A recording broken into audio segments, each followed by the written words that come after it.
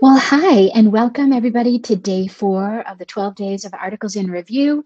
My name is Mary Coughlin. I'm a neonatal nurse practitioner and the president and founder of Caring Essentials Collaborative. You may notice a little bit of a different landscape behind me. I'm downstairs in an unexpected caregiving encounter with my grandson. So if you hear a little extra noise in the background, it's just him. We're all good, and we're going to move forward with today's article in review. You'll see over in the chat box where I've identified the paper that we're going to talk about today. It is the clinical report from the American Academy of Pediatrics with the first author, Heather Forkey, and many other subsequent authors and committees within the Academy that has put together this really comprehensive report. It was published in the same issue that the policy statement was also released in, and I'll be sharing that with you later on in this series. It was something else I was going to tell you about today, but today's paper, but I digress. It's okay.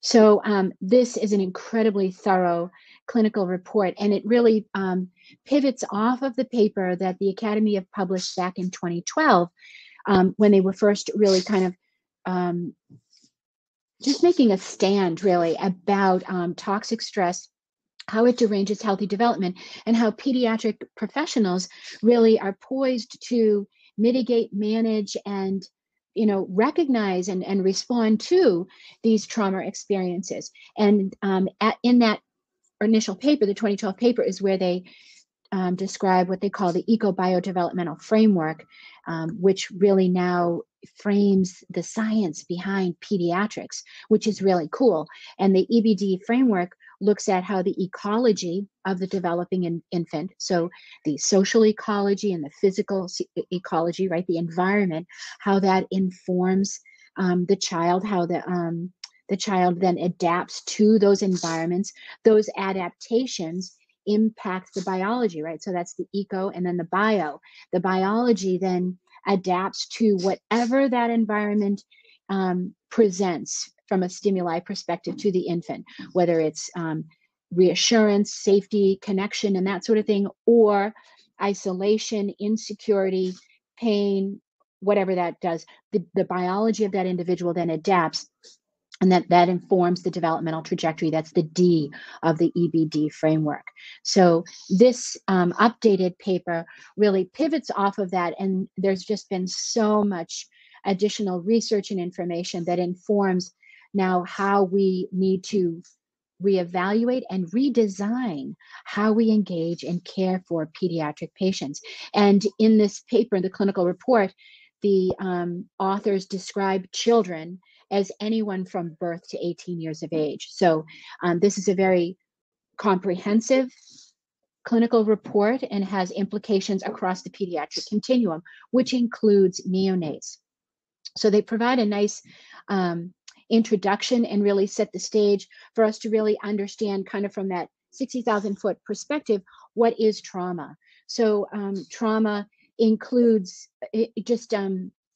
many situations that originate inside the home, outside the home, in the community. So we're talking about violence, natural disasters, unintentional injuries, terrorism, immigrant or refugee traumas, racism, caregiving relationships, substance use, mental illness, caregiver death, separation from the caregiver, neglect, abuse. So it's a very, very comprehensive overview of what constitutes trauma. And if you remember from the paper that I mentioned yesterday in behavioral health, they kind of struggle with delineating some of that.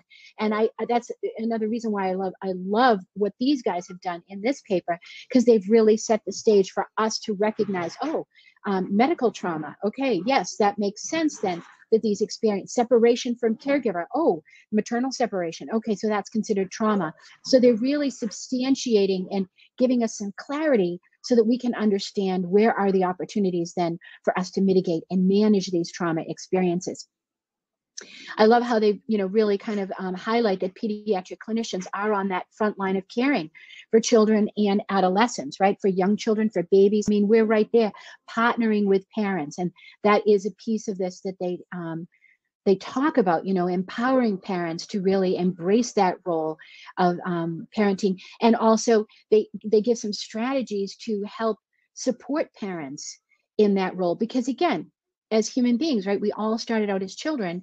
And so we all may still have remnants of trauma histories, trauma memories in our stories. And that, is going to influence how we show up to these subsequent traumas in our lives, right?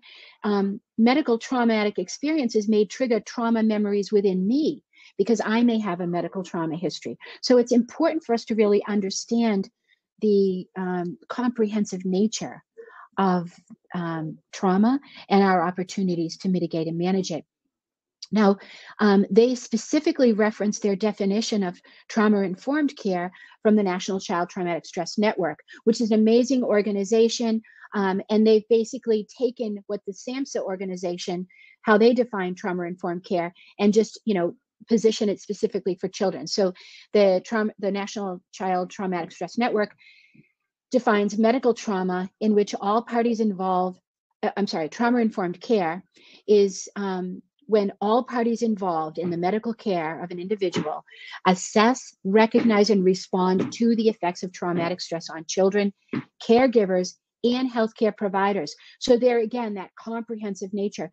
This includes attention to secondary traumatic stress, which is that emotional strain that can impact the caregivers, right? The parents or the family, but also the professionals as well. So that's what trauma-informed care is. And that's really the message that we've been crafting, and that we've been delivering on, that trauma-informed care, when I wrote the textbook, it's for the infant, the family, and the clinician. We are all traumatized by the situation and by these experiences. And so we have to pay close attention to that.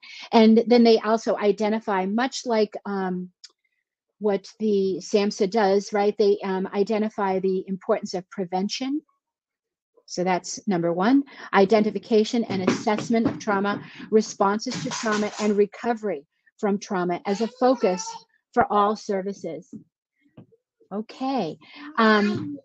Okay, hold on one second. We're going to have a little bit of an, oh, thank you so very much. You're going to let me do my work here, okay? And then I'll be hanging out with you, okay? Yay. I love you. Okay. So let me just pull up my paper again.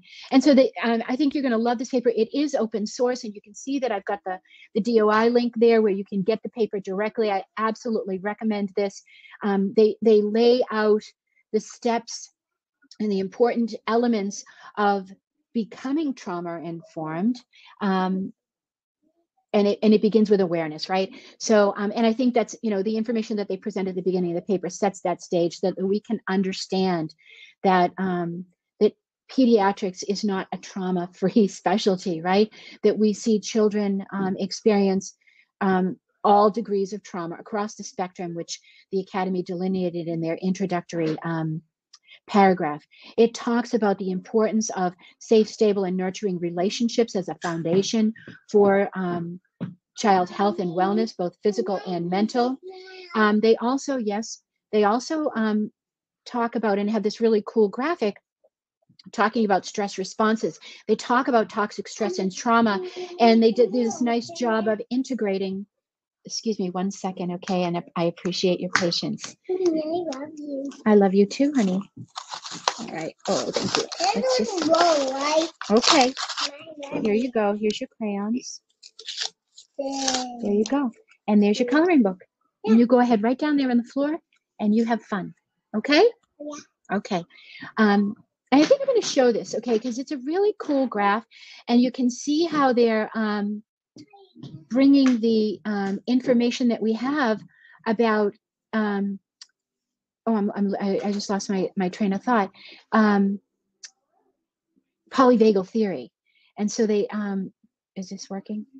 It might not be working. I'm so sorry, guys. Let's see.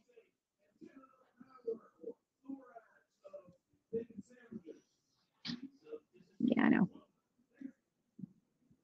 Okay, it's not gonna, it's not working. I'm on my laptop.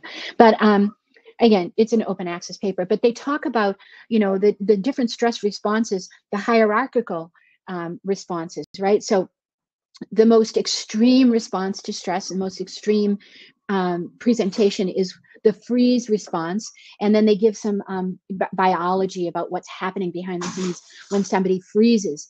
And that's, kind of playing possum or fainting, that sort of thing. And then I think the common stress response that we all think about when we think about a stress response is that fight or flight response.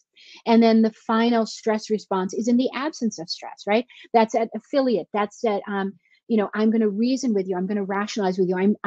I can recognize that there's a situation going on, but I'm not freaked out. I'm not ready to, punch you or pass out, kind of a thing. So I like that it's really integrating the latest research and our latest understandings from a biological perspective about how the body responds to stress. And this is important, especially when we're caring for individuals who are pre-verbal or non-verbal. Being able to recognize the biology and the physical manifestations or the phenotype of a stress response is really important for us to be able to serve these individuals. And then they also have summarized beautifully some of the research that identifies what are the physiologic sequelae, the physiologic effects of trauma in children. And they've identified three core areas. The brain connectivity is impacted, epigenetic changes occur, and immune function is altered. And they give a little more information about that. Then they go on to share what are some of the high-risk populations. And, again, this is really helpful information, I think, to kind of get the gamut of those that are vulnerable. And it's not just one group of individuals. As we know from the ACE study and the multiple iterations of the replication of that study, that early life adversity or adverse childhood experiences is pretty pervasive. And so they share a lot of information about that and go into unique populations, however, that are definitely at higher risk. And they do include information about, medical trauma in infancy and that sort of thing. So they also share some really great information about terminology. So I think, just kind of overall, they've done a brilliant job really helping us understand all of the layers involved in delivering on this hopeful promise of providing trauma-informed care, because that's, desperately needed. Let's see, they talk about adaptational mechanisms of resilience, which is really nice. And I like that it's not just all about the downside, right? The trauma is happening, and some of it is an is thing. Many of us know this, from a medical perspective, but in the setting of this trauma that must be endured, how can we then cultivate resilience? How can we tap into those aspects of the biology that will help counteract some of the deleterious effects and consequences of trauma? And we mentioned that, I think, on a couple of days ago on one of the earlier papers that I was reviewing. That's tapping into that oxytocin system. So I like that, and they give some strategies around resilience. I'm just kind of flying through here now, talking about detection and assessment. And again, still a tender topic when we talk about collecting a trauma history, because of the concern of triggering those trauma memories. So this, again, from what I've talked about so far, I hope you're getting a sense of the urgency and for the Academy to really kind of put this out there in addition to a policy statement. We're going to see some changes in healthcare for sure. And I actually had the privilege of having a conversation with Dr. Forkey, who is the first author on this paper, about the movement that's happening, over in California, and this movement kind of coming across the country. Hi, sweetheart. Coming across the country, talking about the screening for trauma and some of the challenges and concerns in doing that. And possibly, from my perspective, considering maybe we just need to have like this universal precautions approach to trauma, because we know that it is so pervasive. And then they talk about surveillance. Thank you, sweetheart. And then the management, and how do we, okay, I'm going to ask you from patients for just 1 second. Can you just give me 5 minutes? Okay. Can you sit down and finish your chocolate milk? Oh, all right then. I'll get you some in just a sec, all right? Because I'm almost done. All right? All right, thank you. I love you too. They talk about some management strategies, and there's even more information and guidance in the policy statement that I think you'll really love. So I definitely recommend this paper. Oh yeah, back to when I had my conversation with Dr. Forkey, the new president, the incoming president for the Academy of Pediatrics, has already shared that the focus for her term will be looking at trauma-informed care and mental health services in pediatrics. And so I think this is it's important for us to really kind of get on board, familiarize ourselves with the research, with the science, with the strategies, and start looking at opportunities within our systems to begin that transformation. This is the right thing to do. And I think we're going to really be seeing some significant positive impacts across all the players involved, right? From patients to families to professionals as well. The summary of the paper is really great, and the authors identify and distinguish key points from the paper about how trauma-informed care is fundamentally a relational health care. That's really what it's all about.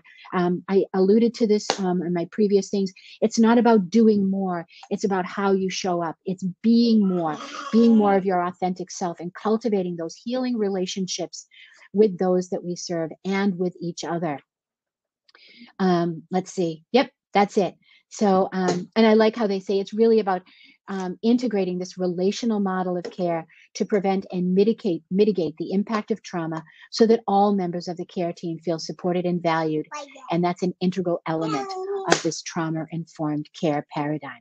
It's shifting from what's wrong with you to what happened to you, and us stepping up and being part of this journey from illness or trauma to recovery. It's not necessarily a straight line, as we all know, but it is a journey that we can, by authentically showing up to these experiences, can really impact in meaningful and measurable ways. So absolutely check out the paper. I want to thank you very much for your time and your interest in this work, and for your grace, during my little minor interruptions with my little grandson. So you guys have a wonderful day, and I look forward to seeing you tomorrow with our next article in review. Bye-bye. Whoops.